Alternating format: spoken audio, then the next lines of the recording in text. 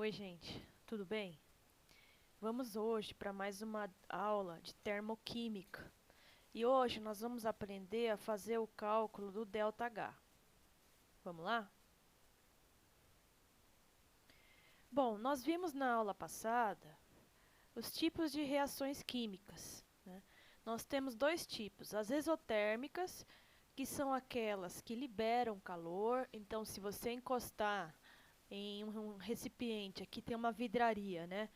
Onde está acontecendo uma reação exotérmica, você vai ver que essa vidraria vai esquentar, tá? Então ela libera calor. E o outro tipo de reação química que a gente tem é a endotérmica, ou seja, é aquela que precisa de calor para acontecer, ou seja, ela absorve calor. Quando a gente fala de calor, nós estamos falando de entalpia. Em química a gente fala de entalpia. O que é a entalpia?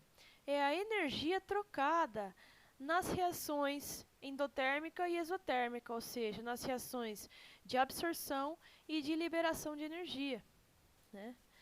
Na verdade, não existe um aparelho que seja capaz de medir entalpia. Então, a gente vai medir o que a gente chama de ΔH, que é a variação da temperatura. Como que nós vamos medir o ΔH? Nós vamos medir através da somatória, tá, da entalpia dos produtos menos a somatória da entalpia dos reagentes. Então, nós vamos ter lá uma reação química A mais B, dando um produto AB.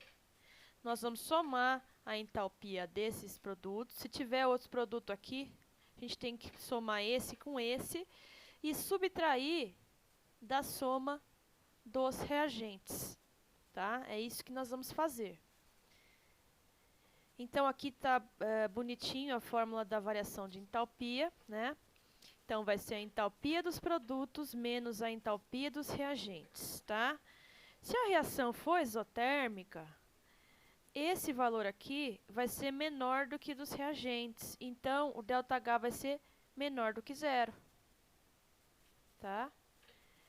Se a reação for endotérmica, a entalpia dos produtos vai ser maior do que a dos reagentes. E aí, a variação de entalpia vai ser positiva, ou seja, vai ser maior do que zero, certo? O que a gente precisa fazer, o que vocês precisam saber para nessa parte de entalpia, né? Deixa eu voltar aqui. O que a gente precisa saber? A entalpia de substância simples é zero, tá? Então, apareceu lá na reação oxigênio, hidrogênio, carbono, enxofre. São substâncias simples. O que são substâncias simples? São aquelas formadas por apenas um elemento químico, né? Então, se tiver apenas um elemento químico, ela é substância simples. Então, a entalpia aqui, a entalpia de formação, vai ser zero, tá? E a fórmula que a gente tem que saber, então, que a variação da entalpia vai ser a somatória da entalpia dos produtos menos a somatória da entalpia dos reagentes, tá certo?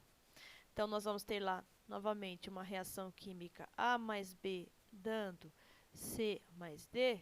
Eu tenho que somar a entalpia deste cara com este cara. Então, aqui eu vou ter a somatória da entalpia dos produtos. E eu vou somar a entalpia deste com este e vou ter a somatória da entalpia dos reagentes. Para a gente calcular a variação de entalpia, eu tenho que pegar esse valor e subtrair desse, ok? Então, eu vou falar sobre o estado padrão de entalpia, que são os valores que nós vamos utilizar, né? Esse estado padrão o elemento químico tem entalpia igual a zero, então se aparecer novamente, se aparecer oxigênio, hidrogênio, iodo, carbono, né, enxofre, nessa forma S8, que é conhecida como enxofre rômbico, né, ozônio, carbono diamante, tudo isso, a entalpia de formação vai ser zero. Então, nós não vamos utilizar no cálculo da entalpia da reação. Vamos pegar um exemplo aqui. Vamos supor que a gente precise calcular a entalpia, a variação de entalpia dessa reação de combustão, tá? Vamos supor que a gente precise calcular a variação de entalpia. Deixa eu voltar aqui. Não sei porquê, né? Espera só um minutinho. Vamos voltar lá novamente. Desenhar. A variação de entalpia dessa reação. Então, eu quero achar o ΔH, tá certo? E ele deu esses valores aqui. Para o etanol, ele deu esse H de formação. Para o CO2, ele deu. E para a água, ele deu esse valor. Então, observe que as reações químicas já estão balanceadas. Tá? Já estão balanceadas. E esse valor de entalpia de formação é para 1 mol. Aqui eu tenho 3 mol, aqui eu tenho 2 mol de CO2 e aqui eu tenho 3 mol de água, né? Aqui eu tenho 1 mol. Então, para a gente fazer o cálculo, nós vamos utilizar então a formulinha do ΔH, que vai ser então a somatório da entalpia dos produtos menos a somatória da entalpia dos reagentes, certo? Então, vamos lá. Aqui é importante você ficar organizado, tá? Organize seus cálculos. Então, o ΔH vai ser, abra um parênteses, os produtos quem são? CO2 e água.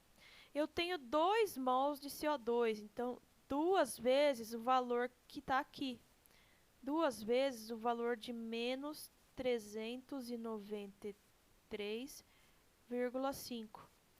Mais a somatória, mais o valor da água. Então, eu tenho 3 mols, então tem que multiplicar por 3.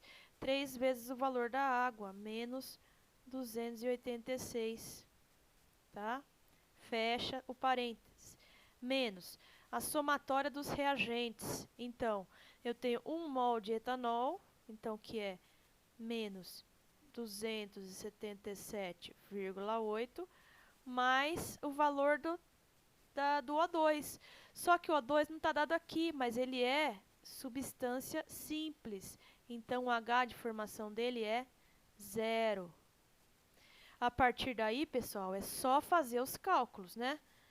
Só fazer os cálculos. Então, o ΔH ficou 2 vezes menos 393, que dá menos 787, mais com menos dá menos. 3 vezes 286 dá 858. Fecha aqui. Menos com menos dá mais 277,8. Então, o ΔH aqui vai ser menos 1.645 mais 277,8. Chegamos, então, numa entalpia de combustão de menos 1.367,2 quilojoules por mol, certo? Por mol é essa energia que está por mol de etanol queimado. Então, olha só, é um cálculo que você precisa se organizar, tá bom? Certo, pessoal? Então, essa é a videoaula curtinha de hoje. Espero que todos fiquem bem. Forte abraço.